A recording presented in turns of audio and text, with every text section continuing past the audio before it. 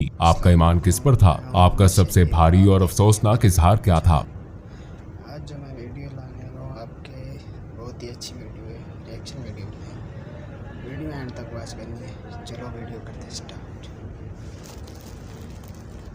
आपका ईमान किस पर था? आपका सबसे भारी और अफसोसनाक इजहार क्या था जो आपने इस्लाम के लिए इस्तेमाल किया? आपके करीबी लोगों का रद्द-ए-अमल क्या था जब आप मुसलमान हुए? मैं सोचता था इस्लाम झूठ है, इस्लाम एक खतरा है। मुझे 2000 से ज्यादा मौत की धमकियां मिली और आखिरकार मैंने इस्लाम मुखालिफ किताब लिखने का फैसला किया। खुदा मुझे इशारा दे ताकि मैं 100% जान लूं यही दुरुस्त रास्ता है। मैं इस वजह से 2 दिन तक सो नहीं सका। मैं इसे तस्लीम ना कर सका। ये इंतहाई अजीब था। अस्सलाम वालेकुम भाई जोराम एंड क्लेवरन, आपके आने का शुक्रिया और आपको देखकर बहुत खुशी हुई। मैं पहले आपसे ये पूछना चाहता हूँ कि जोरम कौन है? वालेकुम अस्सलाम। मुझे बुलाने का बहुत शुक्रिया। यहाँ आना मेरे लिए बहुत इज्जत की बात है। जोराम वॉन क्लेवरन 23 जनवरी 1979 को एम्स्टरडैम में एक आम से घराने में पैदा हुआ जिसमें बाप, माँ, भाई। जब मैं एक अमूमी नज़र डालता हूँ और जब इस्लाम की बात आई तो मैं सियासी तौर पर फ्रीडम पार्टी की तरफ से सरगर्म हो गया। मैं पार्लियामेंट का मेंबर बना और बिलाखिर मैंने एक इस्लाम मुखालिफ किताब लिखने का फैसला किया। इसका आगाज एक इस्लाम मुखालिफ किताब से हुआ, फिर ये खुदा की तलाश में बदली और एहतताम मेरे मुसलमान होने पर हुआ। आपकी जिंदगी ईमान के लिहाज से कैसी थी? आपका किस पर ईमान था? मुसलमान होने से पहले मैं इस्लाही चर्च से एक प्रोटेस्टेंट ईसाई था। हम बाइबल पढ़ते थे, हम सबके नाम बाइबल से थे, हम सबका बपतिस्मा हुआ था, हम चर्च जाते थे वगैरह वगैरह। यानी हम इस लिहाज से काफी हद तक ईसाई थे। जाहिर है कि मेरा खालिक कायनात पर ईमान था, मेरा जन्नत दोज़ख पर ईमान था, मेरा फरिश्तों की वही पर ईमान था और जाहिर है उस चीज पर भी जो ईसाइयों को मुसलमानों से अलग करती है। यानी मेरा ये ईमान था कि यीशु मसीह खुदा के बेटे हैं और ज्यादा फलसफियाना लिहाज से मेरा ईमान था कि वो खुद खुदा हैं। मेरा दोबारा जिंदा किए जाने पर ईमान था और जाहिर है कि मसीह अलैहिस्सलाम की मसलूबियत पर भी, और मेरा कफारे पर ईमान था। लेकिन ट्रिनिटी एक इंतहाई पेचीदा तस्वुर है। ख्वाह आप माने या नहीं, ये वाकई बहुत पेचीदा है क्योंकि बाइबल में खुदा के बारे में कहा गया है कि खुदा लाफानी है। लेकिन अगर आप लाफानी हैं लेकिन फिर भी आप मर जाते हैं तो आप बैक वक्त लाफानी और फानी नहीं हो सकते। यही वो चीज़ थी कि जब मैं ज़रा बड़ा हुआ 16-17 साल का तो मैंने इस पर एतराज़ात शुरू किए कि ये लॉजिकल बात नहीं है। मैंने कई लोगों, पादरियों, तबलीगियों, हत्ता के रब्बियों से बात की लेकिन मिलने वाले जवाब ज़्यादा तसल्ली बख्श नहीं थे। उसने इसे मेरे लिए पेचीदा बना दिया और मेरे जहन में इस किस्म के कुछ शकूक रह गए थे। लेकिन मैंने कहा ठीक है, इसको छोड़ो। और मैंने एक जज की तरह सोचा, बस यकीन कर लिया। और शायद मैं इतना ज़हीन नहीं कि सारी बात समझ सकूं। इसके बावजूद मैं खुदा पर ईमान रखता था। मेरा फिर भी ईमान था कि मसीह अलैहिस्सलाम एक बहुत अहम शख्स हैं। मेरा ईमान था कि वो खुदा के बेटे हैं, लेकिन इसकी हकीकत को मैंने इसी पर छोड़ दिया।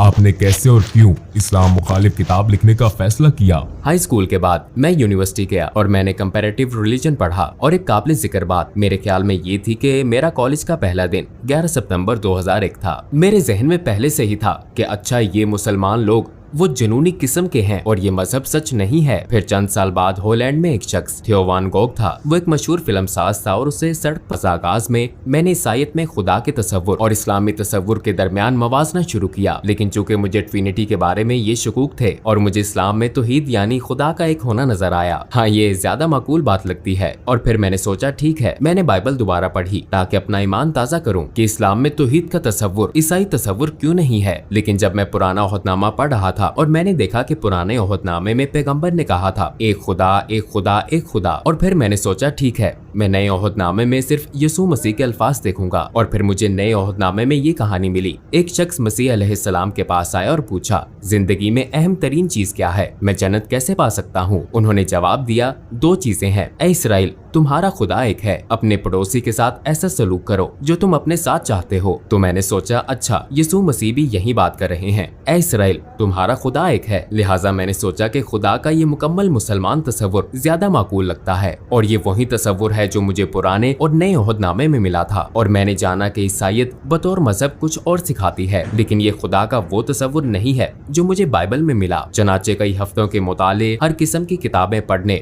फिर दोबारा पढ़ने के बाद मैंने सोचा ठीक है, शायद खुदा की यकताई ही वो चीज है जो हक है। तो इस तरह इसका आगाज हुआ।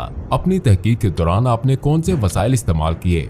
चूँकि मैं काफी हैरान परेशान था, लिहाजा मैंने उन मजहबी मामलात पर कई अथॉरिटीज को खत लिखे और एक तहरीर मैंने शेख अब्दुल हकीम मुराद को लिखी थी, जो कैम्ब्रिज यूनिवर्सिटी के प्रोफेसर हैं। ये जाहिर तुम्हें गोलियां मार देंगे, हमें तुम्हारे बच्चों का स्कूल मालूम है, वगैरह वगैरह। इनमें से ज्यादातर यकीनन अहमक हैं, क्योंकि वो कंप्यूटर पर फजूल लिखने वाले पागल लोग हैं। तो वो काफी मुश्किल वक्त था और मुझे अपने काम पर भी जाना था। और ये एक ईसाई तंजीम थी। उसके लीडर ने कहा ये नाकाबिले यकीन है, और उसने कहा हाँ, मैंने तब्दीली महसूस की थी। जब तुम रेडियो पर मखसूस मौजुआत पर बोलते थे तो कुछ ज्यादा ही नरम मिजाज होते थे, पहले की तरह सख्त नहीं। तुम मुसलमान हो रहे थे। और जब मैंने कहा हाँ मैं मुसलमान हो गया था, तो उसने कहा कि मैं इस वजह से 2 दिन तक सो नहीं सका, मैं इसे तस्लीम न कर सका। ये इंतहाई अजीब था। लेकिन मेरे लिए सबसे मुश्किल काम अपने दादा को बताना था, क्योंकि मेरे दादा मरने वाले थे। उनकी उम्र तकरीबन 93-94 साल थी और वो घर में बिस्तरे मर्ग पर थे। मुझे उन्हें बताना था और मेरी माँ ने मुझे कहा था तुम्हें बताना होगा कि तुम्हारे दादा उनके वालिद थे। तो मैंने कहा अच्छा, तो फिर आपको मेरे साथ आना पड़ेगा। वो एक ढाल की तरह थे और मैंने सिर्फ इतना कहा कि दादा मैं मुसलमान हो गया हूँ। और फिर उन्होंने अपनी आंखें बंद कर ली और मैंने सोचा कि उनकी सांसें बंद हो गई हैं, क्योंकि वो बहुत बूढ़े थे। और कुछ देर के लिए वाकई उनकी सांसें रुक गईं और फिर वो दोबारा सांस लेने लगे और उन्होंने मेरी तरफ देखा और कहा चलो कम से कम तुम कैथोलिक तो नहीं बने। तो ये बहुत मजाहिया बात थी।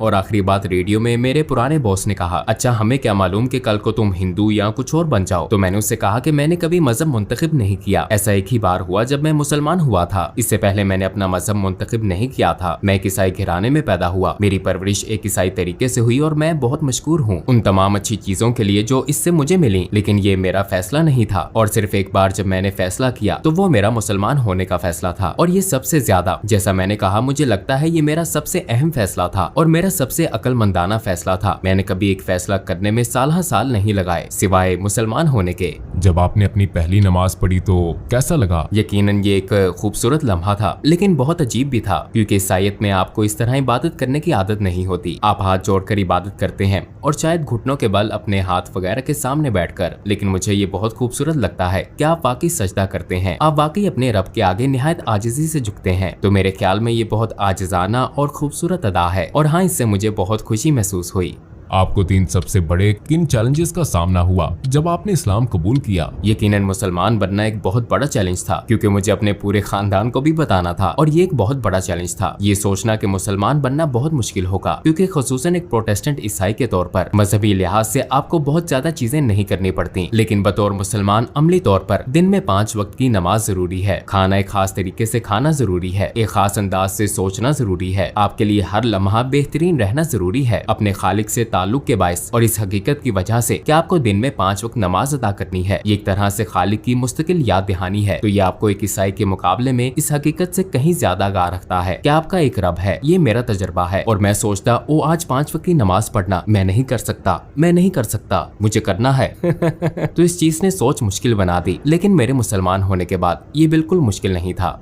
क्या आप अपने बच्चों की परवरिश भी बतौर मुसलमान कर रहे हैं? आप यकीनन कोशिश करते हैं। मुझे पता नहीं कि आप एक मुसलमान की परवरिश कैसे करते हैं। मेरे ख्याल में ये बहुत मुश्किल काम है, खास तौर पर इस दौर में। जाहिर है जब मैंने शादी की तो मैं मुसलमान नहीं था। आपने एक तरह से अहद किया कि आप अपने बच्चों की परवरिश बतौर ईसाई करेंगे। तो मुसलमान होने के बाद जाहिर है मैं अपने बच्चों की परवरिश बतौर ईसाई नहीं कर रहा। अगर ईसाईयत से मुतल्लिक बच्चों का कोई सवाल होता है तो वो मेरी बीवी से पूछते हैं और उन्हें ईसाई जवाब मिलता है, और अगर वो मेरे पास आते हैं तो उन्हें इस्लामी जवाबात मिलते हैं। लेकिन अक्सर वो कहती है कि अपने बाप से पूछो। मेरी बीवी सबके लिए हलाल खाना पकाती है, तो ये बहुत खूबसूरत बात है। वो कहती है मैं 5 खाने नहीं बनाऊंगी तो सब एक जैसा खाना खाते हैं। आप हलाल खाना चाहते हैं तो सब हलाल खाते हैं। तो एक तरह से ये कुदरती अमल की तरह है। इस्लाम के खिलाफ आपका शदीद तरीन और अफसोसनाक इजहार ख्याल क्या था?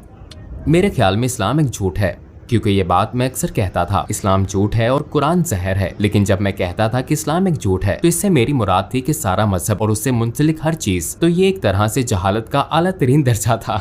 हाँ, मुझे इस चीज का अफसोस है, क्योंकि ये एक छतरी की तरह था और बाकी सब कुछ इस्लाम एक झूठ है कि तसव्वुर के तहत आता था, क्योंकि यही बुनियादी सोच थी। और यकीनन मैं खुद को इल्जाम देता हूँ और जानता हूँ कि ऐसा करने वाले बहुत से लोग अमली मुसलमान नहीं है। और एक तरह से मैं इस चीज को समझता हूँ, क्योंकि हर चीज जो सियासी, समाजी और सकाफती लिहाज से कही और की जाती है उसे भी शुमार किया जाता है। मैं कभी कभी अपनी पुरानी पार्टी के लोगों के दलाइल भी सुनता हूँ जिन्हें मैंने नाराज किया। हाँ, ये चीज मुझे परेशान करती है और यही वजह है कि हमने IXC इस्लामिक एक्सपीरियंस सेंटर नामे एक तंजीम कायम की और हम स्कूलों, प्राइमरी और हाई स्कूलों, कॉलेजों, यूनिवर्सिटियों, यहाँ तक कि हुकूमत के 2 महकमों, दीगर समाजी तंजीमों और गिरजाघरों में जाते हैं इस्लाम के बारे में गलत फहमियां दूर करने, पैगाम फैलाने और इस्लाम को उसके हकीकी रंग में दिखाने के लिए। और हम ये ऐनक के साथ वर्चुअल रियलिटी के जरिए करते हैं, तो ये एक बहुत पुरलुत्फ तजर्बा भी होता है और इस तरह हम इन चीजों को मिटाने की कोशिश करते हैं जो मैंने माजी में कही और की हैं।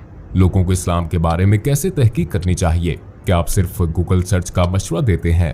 नहीं, मैं यकीनन गूगल का मशवरा नहीं दूंगा। मैं कभी इसका मशवरा नहीं दूंगा। मैं कहूंगा कि कंप्यूटर बंद कर दो। नहीं, मेरे ख्याल में ये बहुत जरूरी है कि लोग किताबें पढ़ें, असली सफात वाली किताबें। मैं मशवरा दूंगा मार्टिन लिंक्स की किताब Muhammad his life based on the earliest sources पढ़ें। जिस किताब की मैंने पहले बात की थी, ये एक सब्ज किताब है और मैं समझता हूँ कि लोगों के लिए ये बहुत जरूरी है कि कुरान का खुद से गहरा मुतालिया ना करें, क्योंकि ये एक बहुत ही पेचीदा किताब है और अगर आपके पास ऐसा कोई नहीं जो आपको सिखा सके, खास तौर पर ज्यादातर लोग जो इस्लाम के बारे में कुछ नहीं जानते, रवानी से अरबी या क्लासिकी अरबी बोलने वाले नहीं होते, तो आप कुरान की तफसीर या तर्जुमा पढ़ते हैं और जाहिर है ज्यादातर ये मुसद्दिका नहीं होता। इसलिए मैं लोगों को सिर्फ सीरत का मुतालिया करने का मशवरा दूंगा। नबी के किरदार और जिंदगी का मुतालिया करें, क्योंकि रवायत भी हमें यही सिखाती है। उनकी जिंदगी कुरान थी, वो एक तरह से जिंदा कुरान थे। उनकी सुन्नत का मुतालिया करें और मेरे ख्याल में ये इस्लाम को दरियाफ्त करने का बेहतरीन तरीका है।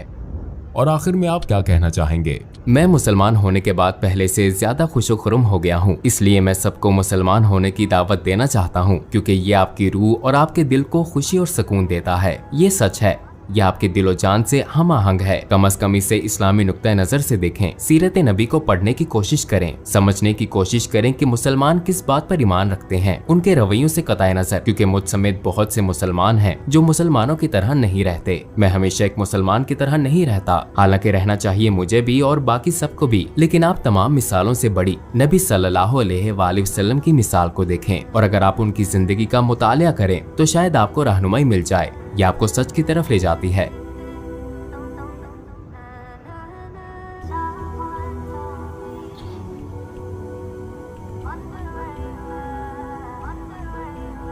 हमारी वीडियो पसंद आई हो तो